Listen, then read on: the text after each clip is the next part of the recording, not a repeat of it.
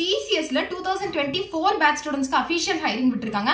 So நார்மலா ஐடிக்கு தான் வந்து ஓப்பன் பண்ணியிருந்தாங்க. அது வந்து லாஸ்ட் டேட் ஃபார் ரெஜிஸ்ட்ரேஷன் வந்து April 25 இருந்தது. பட் இப்போ வந்து பிபிஎஸ்க்கும் வந்து அஃபிஷியல் ஹைரிங் விட்டுருக்காங்க. ஆல்ரெடி நிறைய பேருக்கு தெரிஞ்சிருக்கும். ஸோ தெரியாதவங்க வந்து தெரிஞ்சுக்கோங்க.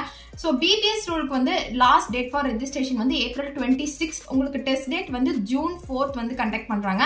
ஸோ இதுக்கு வந்துட்டு நீங்க வந்து கம்ப்யூட்டர் சயின்ஸ் ஸ்டூடெண்ட்ஸா தான் இருக்கணும்னு கிடையாது. நீங்க பிகாம், பிபிஏ, தென் வந்து பிஎஸ்சி பிசிக்ஸ், கெமிஸ்ட்ரி, பாட்னி இந்த மாதிரி இருக்கிற ஸ்ட்ரீம்ஸ்ல இருந்து வந்த ஸ்டூடெண்ட்ஸ் எல்லாருமே வந்து அப்ளை பண்ணலாம். நீங்க எல்லாருமே எலிஜிபிள் தான். ஸோ இதுக்கான எலிஜிபிலிட்டி கிரைட்டீரியா, தென் உங்களுக்கு வந்து எந்த மாதிரி வந்து அரியர்ஸ் நீங்க வச்சிருக்கணுமா இல்ல வச்சிருக்க கூடாதா, ஸோ கெரியர் கேப் இருந்தாலும் நம்ம வந்து அப்ளை பண்ணலாமா, இந்த மாதிரி நிறைய கொஸ்டின்ஸ் உங்களுக்கு இருக்கும். தென் டெஸ்ட் பேட்டர்ன் இந்த மாதிரி இருக்கும்.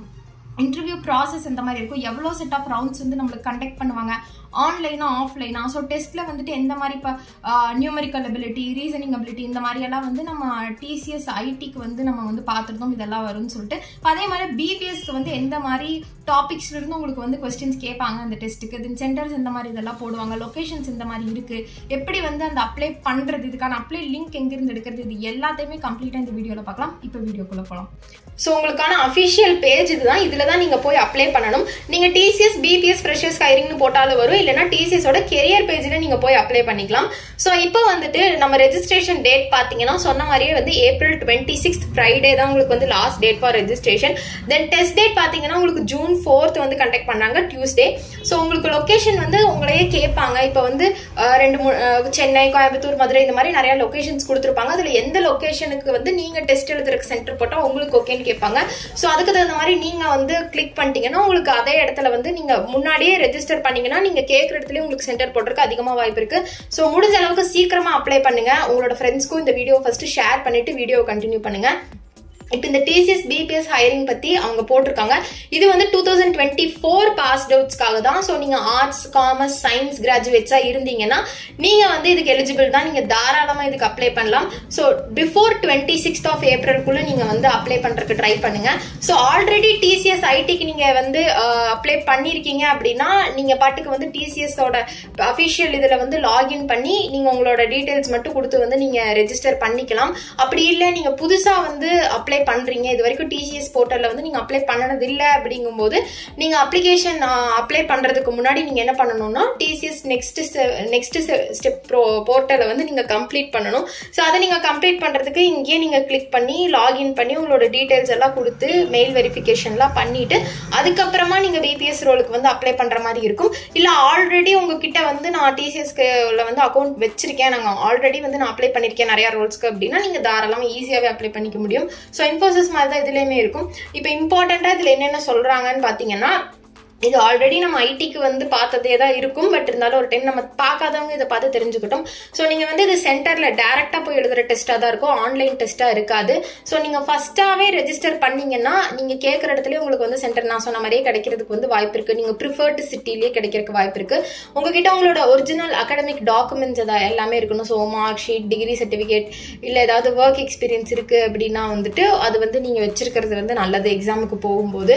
ஸோ தென் வந்துட்டு அவங்க கொடுத்துருக்கிற இந்த மாதிரி இம்பார்ட்டன்ட் நோட்லாம் நீங்க அப்ளை பண்ணும்போதே ஆல்ரெடி நீங்க படிச்சிருக்கலாம். ஐ மீன் அந்த ஐடி நீங்க அப்ளை பண்ணியிருந்தாலும் படிச்சிருக்கலாம். இல்ல நார்மலா டிசிஎஸ்ல நீங்க நிறைய அப்ளை பண்ணிருக்கீங்க அப்படின்னாலும் உங்களுக்கு வந்து அதுல என்னென்ன கொண்டு போகணுங்கிறது தெரிஞ்சிருக்கும். இல்லைனாலும் நீங்க இதை பார்த்து கூட நீங்க தெரிஞ்சுக்கலாம். ஸோ இப்போ வந்து டெஸ்ட்டுக்கான எலிஜிபிலிட்டி, இந்த டெஸ்ட்டை நீங்க அட்டன் பண்ணணும்னா உங்களுக்கு எந்த மாதிரி எலிஜிபிலிட்டி இருக்கணும்னு பாத்தீங்கன்னா ஃபுல் டைம் கிராஜுவேட்டா இருக்கணும். நீங்க இப்போ நார்மலா டிஸ்டன்ஸ் எஜுகேஷன்லயோ இல்ல நான் வந்து கரஸ்ல பண்ணேன் அந்த மாதிரி சொல்லக்கூடாது.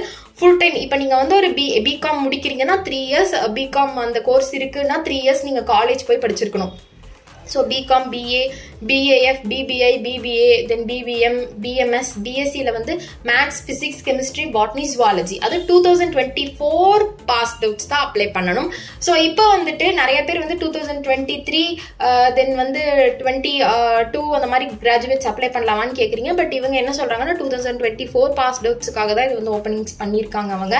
தென் வந்து இப்போ நிறைய பேர் வந்து இப்போ BCA, MCA, BSc computer science படிச்சவங்களுக்கு தான் ஓப்பனிங்ஸ் ஐடியில் வருதுன்னு சொல்லிட்டு இருந்தவங்களுக்கெல்லாம் இப்போ வந்து ஒரு ஜாக்பாட் மாதிரி பிகாம், பிஏ, தென் வந்து பிஎஸ்சி மேத்ஸ், பிசிக்ஸ், கெமிஸ்ட்ரிக்குமே வந்து இப்போ டிசிஎஸ்ல ஹைரிங்ஸ் போயிட்டு இருக்கு.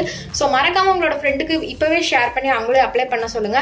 ஸோ உங்களுக்கு வந்து பேக்லாக்ஸ் வந்து இருக்கக்கூடாது. அதாவது நீங்க அப்ளை பண்ற டைம்ல உங்களுக்கு வந்து பேக்லாக்ஸ் இருக்கக்கூடாது. தென் கெரியர் அந்த எஜுகேஷன் பிரேக் இருக்கக்கூடாது. ஒரு 24 monthsக்குள்ளதான் இருக்கணும், அதுக்கு மேல அதிகமா இருக்கக்கூடாது.